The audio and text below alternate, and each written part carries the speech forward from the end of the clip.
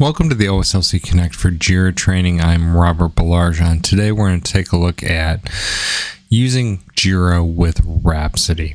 Now, a few things to keep in mind as we get started here. When we're linking between Rhapsody and Jira, we do require Rhapsody Model Manager, often called RMM. It is the ability to be able to have web published versions of models to be able to link and trace to. The other thing to keep in mind is you can use global configuration. It's optional. The examples that we have today will show GC.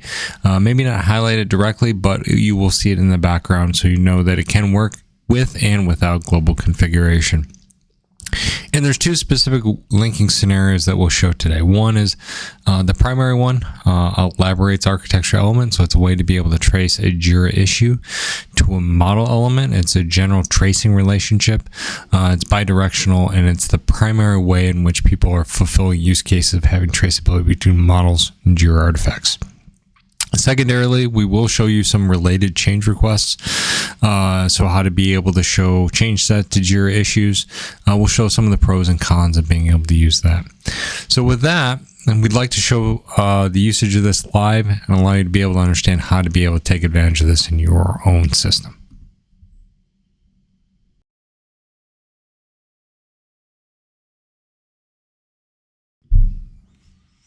So let's start with a basic Jira issue. We want to link this to a model element. So what we're going to do is go ahead and get to our linking dialog and using our standard linking via OSLC. So in our linking dialog, we have the option to be able to pick a collaboration link. This is an OSLC link. And in here, we're going to be able to pick our link type. So in this case, we want to use the library by architecture element. This is the link relationship between a issue, a change, and a model element. And we're going to use our project or AMR project, and we're going to operate within a configuration, so a GC. This allows us to be able to make sure that we connect to the version of artifacts we want to have relationships to. And we're going to have the option to be able to pick an existing resource. Now, in most OSLC interfaces, we'll also see another option here to link to a new artifact, meaning that we can create an artifact. In the case of Rhapsody Model Manager, that's not an option. That's not a service that's provided by the Rhapsody Model Manager, and it expects that all those model elements already exist. So let's go ahead and select these artifacts. So we'll get a dialog here from Rhapsody Model Manager where we can pick a component. And then we're going to get a tree. This tree is something that we can navigate through to be able to find the artifacts we want to be able to link to. Depending on the size of this model, that can be large or small. What we're going to do is, let's look at our functional safety architecture here. We can pick artifacts that are contained within here. And in this case, I'm going to pick an internal block diagram. This allows me to be able to pick an artifact that's a diagram, but we don't necessarily have to limit ourselves to diagrams. Any of these model elements will suffice. And when we hit OK, it's going to create a link to this artifact. Now, from this, we will get our basic and our standard OSLC services. So when we created that link, that was actually a bidirectional link that we created, and we'll see that in a moment. But on this link, I will get a rich hover. This means that from within Jira, I'm going to have access to the Rhapsody elements. Don't worry if you only see this small preview. Make sure you click on this button here. You'll get a larger extended preview. What this will show us, it will show us more details about this artifact. So name, properties, types, relationships. And then for those of you that are working with diagrams, you'll be able to see a preview of that diagram right from Jira. This is one of the nice things about working with Rhapsody Model Manager and Jira and using OSLC. We can preview those artifacts without navigating over to Rhapsody Model Manager or having to open the Rhapsody artifact itself. So navigation is just as simple as you'd expect. You'll be able to click on this element and be able to click on that hyperlink. You'll navigate over to that artifact within Rhapsody Model Manager, and we'll be able to see the details of this. What you'll notice here is also is that backlink. So this is the link back to our story that we just had, and so you can see both directions of that linking, and obviously you'll be able to see this diagram larger and be able to take a look at the details of that. So that gives you a sense of going from Jira back to Rhapsody Model Manager. The inverse also works. So when you're in Rhapsody Model Manager, you will have the ability to be able to create links. So you're going to look for this elaborates relationship. We're going to be able to pick an existing element if we want. Let's do a quick log into Jira. And I have the option to be able to either use my quick search, and you'll be able to see how I could be able to potentially pick the artifact I'm already linked to. We don't want to do this. We're going to go ahead and create a new artifact, and you'll see the creation dialog in here, where I can create various different types. Right now I'm defaulting to a task, but I could pick any of these other artifact types as well. Be able to put a description in here and be able to add details as I want. And hit the create button. That's going to create that artifact for me in Jira. And it's also going to create that link. So I can now navigate back over to Jira from Rhapsody Model Manager. And you'll be able to see that link back into RMM. So it's a full feature to be able to navigate both ways and be able to see and create links from either Rhapsody Model Manager or from Jira.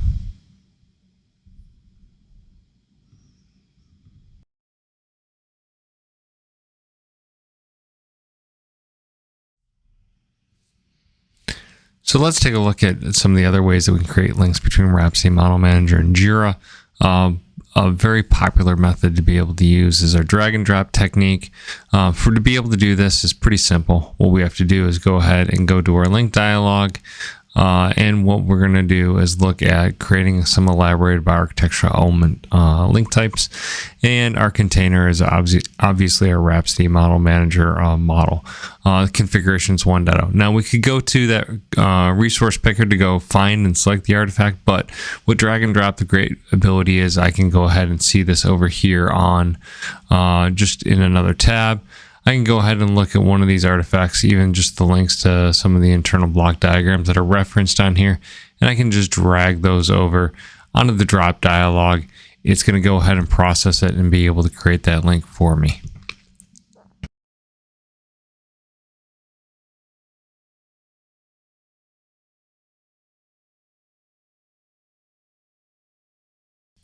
Now, one of the great things about once we already have a link on a Jira issue, it just gives us one more drop zone for that drag and drop, so we can save some of those button clicks if we're adding multiple items. And so on this, we already have a Jira issue that has a elaborated by architectural element relationship on here.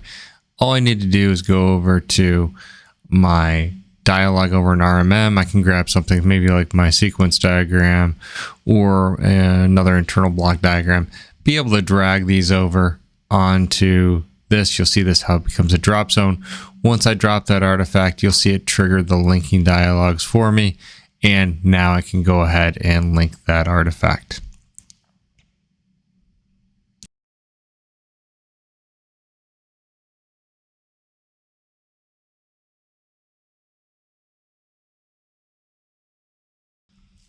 So now that I have my Jira issue with links on here, it makes it easier for me to engage my drop dialog, because these links here will become a drop zone.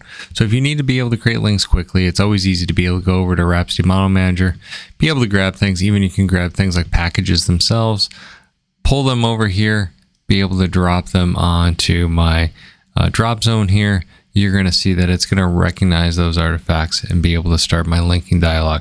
Now, the other thing to keep in mind, you also can then, once you start this linking dialog, you can add more elements in it. So it's simple as maybe we want to take the package up above, we can drag that over and be able to initiate that linking with that drop zone as well.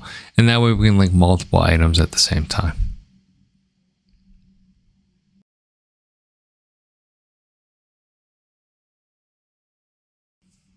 So one of the nice things about using drag and drop in the Rhapsody Model Manager interface is basically we're just using the URL references to those artifacts on that drag and drop to be able to understand which artifact you're referencing to. So in this case, if I come back over to, in this case, I have a requirements diagram here. We saw before that simply this breadcrumb URLs can be utilized. We can use things like the source and target in some of these tables, but some people don't realize that you can actually use the artifacts on the diagram themselves. So whenever I have a rich hover, I have a URL to, in this case, my safety goal. If I want to create a link to that artifact, I can just drag a drop over to my Jira artifact it'll initiate the linking dialog. And as you can see, I can link to that artifact directly. So we don't necessarily have to be on the artifact specifically within Rhapsody Model Manager. If it's referenced in, say, a source or target in a table or on a model diagram, you also can create links to it.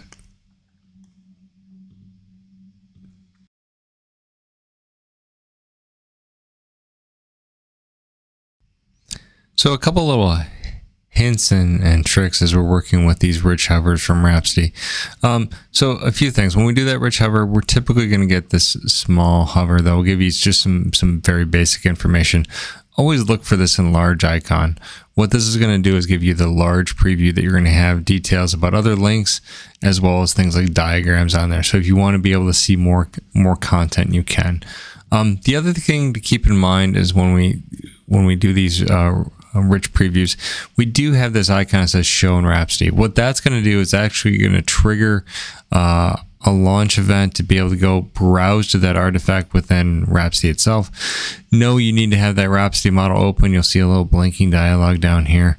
And you will see that it's automatically navigated me over to that artifact itself. So it's a great way to be able to kind of move back and forth between your Rhapsody model in your rich preview. So if you want to be able to get more access to a model artifact from Jira, know that you can be able to utilize that capability to be able to navigate to that directly.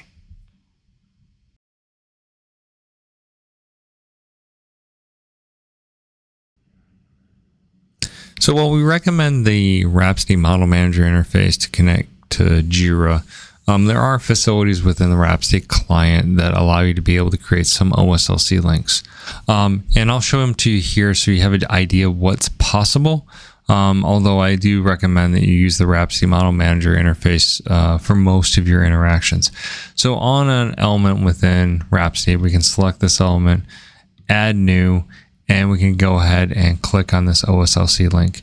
What it defaults to is this OSLC picker. So we can pick that elaborates relationship. We're going to pick that Jira project that we have that relationship, what GC we're operating. And then we can either select a work item, which will give us our selection dialog, or go ahead, in this case, we're going to create a new item and be able to hit the select button here. What we're going to get here is we're going to get a new artifact. Let's just go ahead and create a task here. Sample task from Rhapsody. So we're going to be able to get that artifact created and be able to create that dialog. It's going to create that link to the element for us, and we can go and say OK and be able to save that artifact. That's what it takes. If I went back over to my Jira and did a refresh here, we should be able to see item 50 over here, having a link back to that model element. And there it is. And it has that link back to that block that we had that relationship to.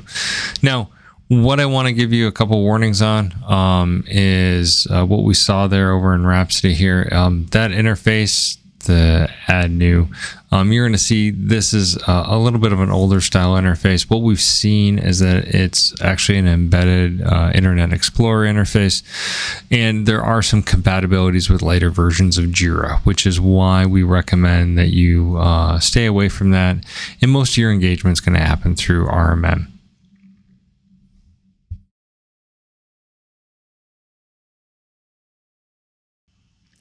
So if you want to use these architecture management links, these elaborated by architectural element links between Jira and RMM, a couple things to keep in mind. First of all, in EWM, you do need to enable that RMM functionality. That's actually under this architecture management. You'll see settings here. It allows you to enable architecture management. If you're working with global configurations, also make sure that you enable global configurations. You can see how it's compatible with your other projects and be able to make sure that you are connected to those as well. And then from a link type relationship within our EWM project, what we're looking for is this uses change request relationship. This will allow us to be able to have the relationship between a Jira work item and a Rhapsody Model Manager architectural element, so a model element. That's what's going to enable you to have that link type available within RMM to be able to say, here, I want to be able to make a link to a Jira artifact. So if we can take a look at one of our diagrams here in RMM, and I can show you if you're missing this adds link and this elaborates option, that means that you don't have that uses change request relationship to a Jira project. So you're going to want to be able to make sure that that's there and available to you. So that's what you simply need to do on the EWM side and on the ELM side. Most of those things are all described within our configuration or admin guides, but we like to point those out specifically. On the Jira side, in the project management, you're going to want to go to your project associations, make that relationship, that project association back to that EWM project that has your models. So it's providing those change requests. You'll be able to see in the description here how we'll state specifically it has the elaborates by architectural element relationship. That's what's going to enable you to be able to create those links from the Jira side.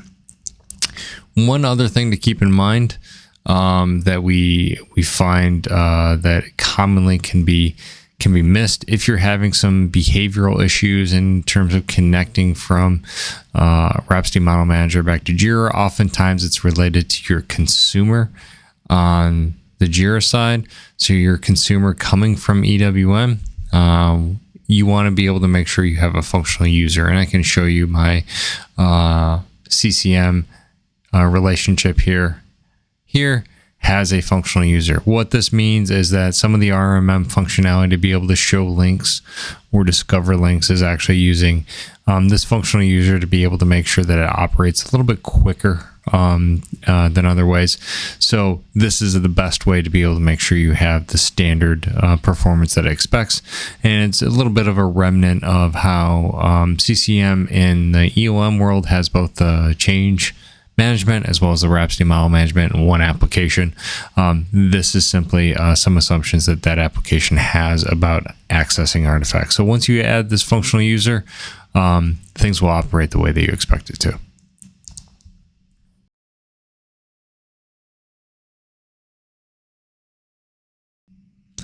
When using RMM, you're actually using EWM SCM in the background. So using the EWM source control capabilities to be able to manage your Rhapsody model artifacts. This allows us to be able to use OSLC linking to link to Jira items as well. So linking Jira items to change sets that we do within EWM to be able to track maybe the Jira changes that are causing you to make those model changes. So you do have some ability within the EWM client like this to be able to relate Jira artifacts.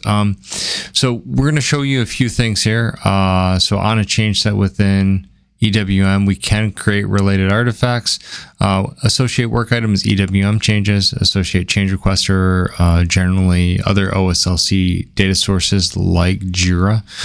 So if we do associate change requests, we can be able to link to an existing item like a task, and it's going to trigger the user interface to be able to go select items within Jira itself. So one of the interesting things you'll find here, the EWM client does not automatically resize like we see in most OSLC tools.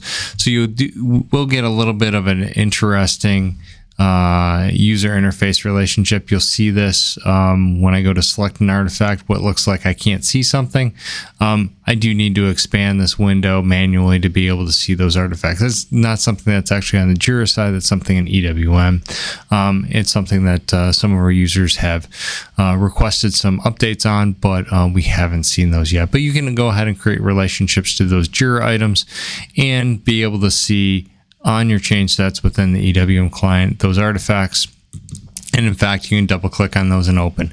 So you don't get necessarily the rich hover, but you do have that traceability. You can see that item, you can see the relationship back to that change set, and be able to have access to those artifacts whenever you want.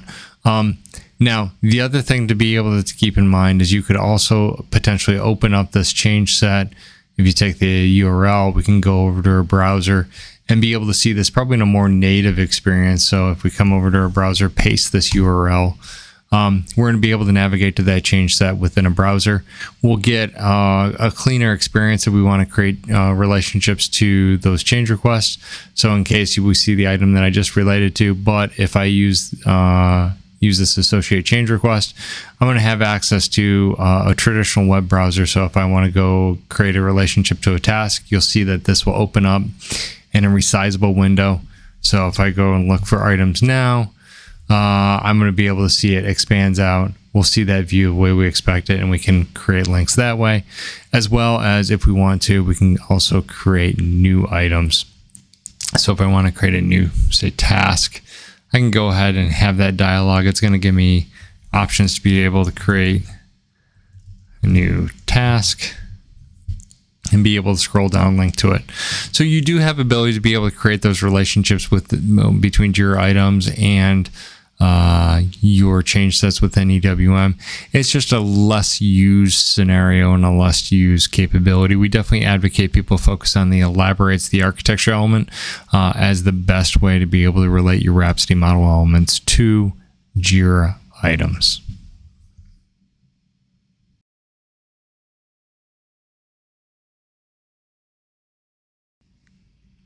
Couple final thoughts. First of all, thank you all for joining us to take a look at how we can use Rhapsody and Jira together via OSLC. We do want to focus on that elaborated bioarchitectural element as the best way to be able to connect your Jira and your Rhapsody model manager models together. And we do advocate using the web browser Rhapsody model manager to access those model elements and be able to create those links. I think that will give you a much more flexible interface, easier access, and no need to actually load the Rhapsody client locally for all those people who want to access those model elements. It's a great way to be able to go forward with.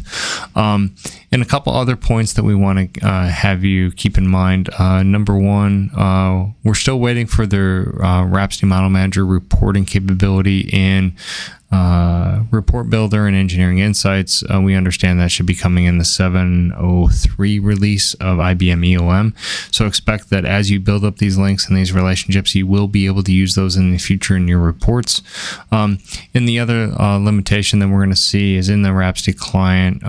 They do have some Internet Explorer browser functionality embedded in it. Some of the people using later versions of Jira will have some issues with that. That's a Jira Internet Explorer incompatibility as Internet Explorer goes out of service. We're looking forward for IBM to be able to make those updates to the Edge browser, and we'll see more functionality when that happens. So if you have any questions, don't hesitate to reach out to our team. Come to SodiusWillert.com, request some help, request some guidance. We're here to be able to make sure that you get the most out of your tools and be able to engineer your products. Thank you very much.